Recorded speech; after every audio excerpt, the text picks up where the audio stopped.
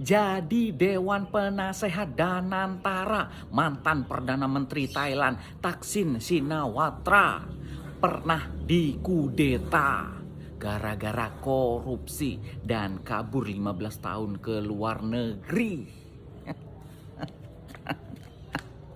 Ya, terserah mereka sajalah ya. Siapapun yang dijadikan Dewan Penasehat, pengurus, pekerja di Danantara, terserah. Walaupun ini orang-orang asing, orang-orang luar negeri yang dijadikan pengurus di Danantara, terserah.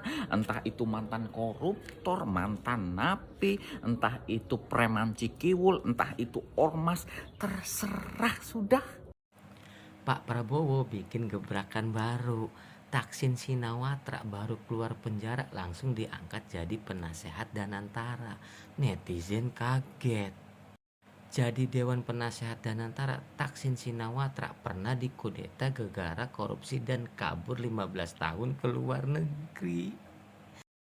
Salah satu unsur penting dalam good governance adalah bagaimana korupsi bisa dihilangkan.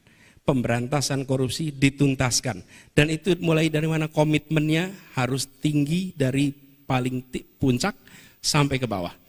Korupsi minimal 3. Korupsi karena kebutuhan, korupsi karena keserakahan, dan korupsi karena sistem. Korupsi karena kebutuhan biasanya gajinya cukup hidup 15 hari, 15 hari berikutnya tidak cukup. Ini harus dicari solusi. Sampai kapanpun akan muncul ini korupsi karena kebutuhan. Kenapa? Karena gajinya hanya cukup untuk hidup 15 hari. Terus 15 hari berikutnya apa? Ini solusi.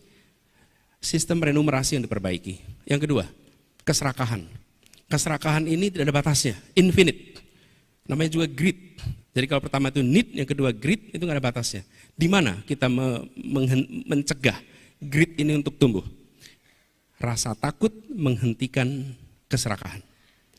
Ketika ada hukuman yang menjerakan, maka hukuman menjerakan itu akan bisa meredam greed dan itu menjadi rasa takut. Tapi kalau hukuman tidak menjerakan, maka keserakahan akan mencari jalannya. Apa hukuman paling menjerakan dalam praktek korupsi? Dimiskinkan. Dimiskinkan, diambil hartanya, disita hartanya, karena itu yang paling ditakuti oleh semua koruptor. Itu yang paling ditakuti semua koruptor. Yang paling ditakuti itu kehilangan hartanya. Pemiskinan ini harus. Dan inilah yang harus menjadi pegangan bagi kita semua. Kami melihat yang ketiga adalah sistem. Ada kasus-kasus di mana terjebak karena sistem aturan yang ada. Ini koreksinya pada sistem. Jadi membereskan soal korupsi, kami melihat ada 3 akar yang harus dibereskan di situ. Tidak hanya soal penangkapan, tidak hanya soal kalimat pencegahan, tapi akar masalahnya, need, greed, sama sistem. Kalau itu kita tangani, insya Allah. Kita akan membahas sebuah buku yang menarik dan relevan, baik yang berada di pemerintahan maupun kita sebagai warga negara. Salah satu argumen utama Barber ini, dia mengatakan bahwa penting menetapkan prioritas yang jelas. Menurut Barber, pemerintah yang efektif harus fokus pada beberapa tujuan utama saja.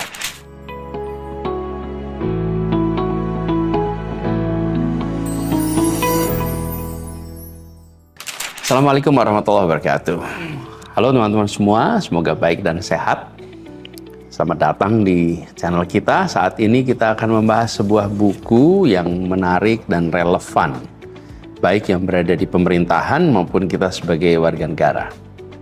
Judulnya How to Run a Government So That Citizen Can Benefit and Taxpayers Don't Go Crazy.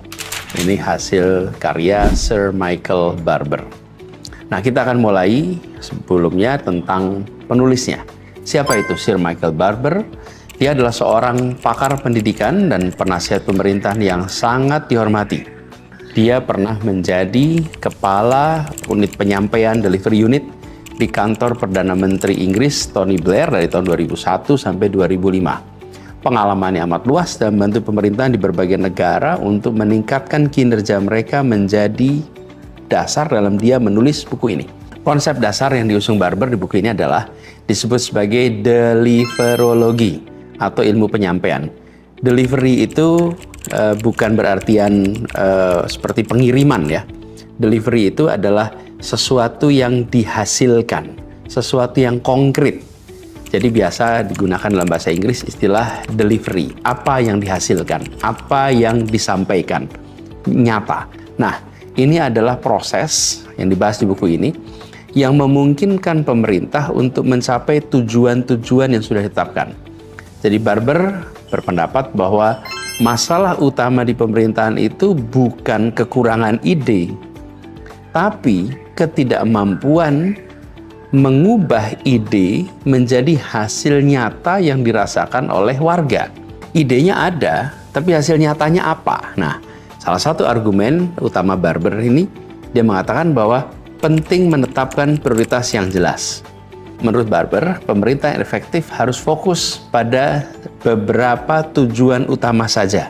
Tidak usah mencoba menangani semua hal sekaligus. Dia menekankan pentingnya perencanaan yang cermat dan pemantauan secara teratur.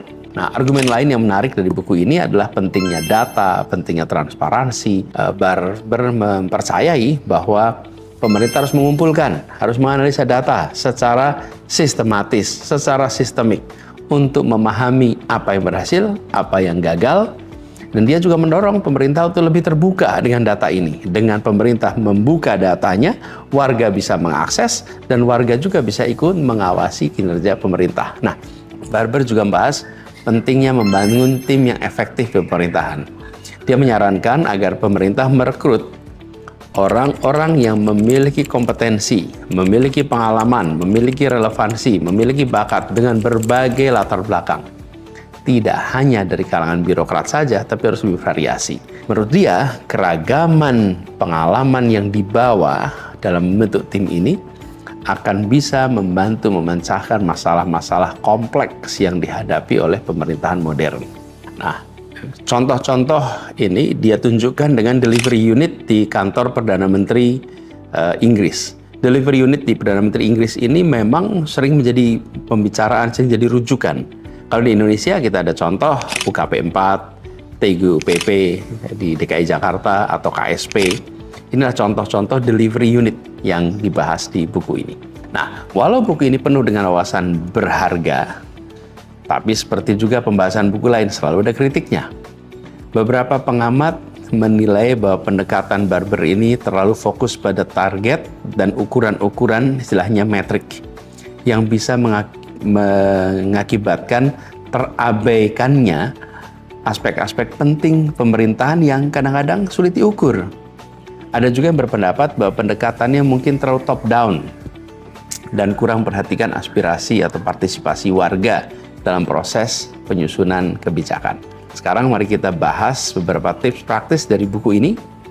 Dan untuk teman-teman di pemerintahan, ada 3 saran yang diusulkan bisa diterapkan di buku ini. Pertama, fokuslah pada prioritas. Kita tidak bisa menyelesaikan semua masalah sekaligus. Pilih masalah-masalah di area kunci yang bisa berdampak besar. Tetapkan target yang jelas, tetapkan target yang ambisius di area-area ini, lalu fokuskan seluruh energi kita untuk mencapainya. Yang kedua, bangun rutinitas untuk memantau kemajuan. Barber menyarankan untuk mengadakan pertemuan rutin, apakah mingguan, bulanan, untuk meninjau, memantau kemajuan setiap target-target itu. Nah, dalam pertemuan ini semua harus jujur dengan apa yang menjadi kenyataan. Mana yang berhasil, mana yang tidak. Dan konsekuensinya semua juga harus terbuka untuk mau mengubah strategi, mengubah taktik jika diperlukan. Lalu yang ketiga, disebutkan jadilah pemecah masalah yang ulet. Jadi ketika kita menghadapi hambatan, jangan menyerah, jangan mencari alasan, sebaliknya harus proaktif mencari solusi kreatif. Barber menyarankan untuk selalu bertanya, apalagi yang bisa kita kerjakan? Hal apa yang bisa kita tingkatkan? Hal apa yang perlu diubah untuk terjadi perubahan? Jadi ini yang menurut dia perlu dilakukan ketika menghadapi hal yang sulit. Nah, untuk kita semua, teman-teman semua yang hidup sebagai warga biasa, ada 3 juga tips yang bisa diterapkan. Pertama, jadilah warga yang aktif dan kritis. Kita perlu memahami prioritas dan target pemerintah kita, lalu secara aktif memantau kemajuannya. Jangan ragu untuk bertanya, jangan ragu untuk mengkritik jika kita merasa ada hal yang tidak beres. Yang kedua, manfaatkan data dan informasi yang tersedia. Banyak pemerintah sekarang yang mempublikasikan data kinerja mereka secara online. Di kementerian, di badan-badan, di pemerintah daerah. Nah, kita manfaatkan untuk memahami apa yang sedang terjadi di pemerintahan dan bagaimana uang pajak kita digunakan di dalam menjalankan pemerintahan. Yang ketiga, libatkan diri dalam proses demokrasi. Ini bukan hanya soal memilih setiap beberapa tahun sekali, 5 tahun sekali kita ikut pemilu, tapi juga soal partisipasi dalam diskusi publik. Mulai dari aktif secara online, secara digital, sampai hadir pertemuan warga, atau bahkan mempertimbangkan untuk bekerja, untuk magang, untuk berada di dalam kegiatan pemerintahan. Jadi bagi warga, ruang partisipasi itu harus dimanfaatkan. Teman-teman sekalian, itulah pembahasan buku How to Run a Government, karya Sir Michael Barber. Meskipun buku ini ditulis dengan perspektif pemerintahan, tapi kita sebagai warga juga bisa belajar banyak dari buku ini. Tapi pada akhirnya, pemerintahan efektif adalah hasil kerjasama. Kerjasama antara pemerintahnya dan warganya. Mari kita sama-sama berusaha untuk membuat negeri kita lebih baik. Dengan kita sebagai warga negara, sebagai yang berada di pemerintahan, melakukan improvement terus-menerus. Menjadi lebih baik secara terus-menerus. Terima kasih sudah ikut menonton, ikut mendengarkan kajian buku ini. Semoga memberikan manfaat. Dan jangan lupa like, subscribe, dan bagikan jika merasa ada inspirasi yang dapat dari pembahasan buku ini. Terima kasih, sampai jumpa pada kajian buku. Halo teman-teman, berjumpa bersama saya di Politik Dangi. Sungguh memprihatinkan ya, beberapa waktu lalu pemerintah mengeluarkan program atau lembaga baru, yaitu Danantara teman-teman.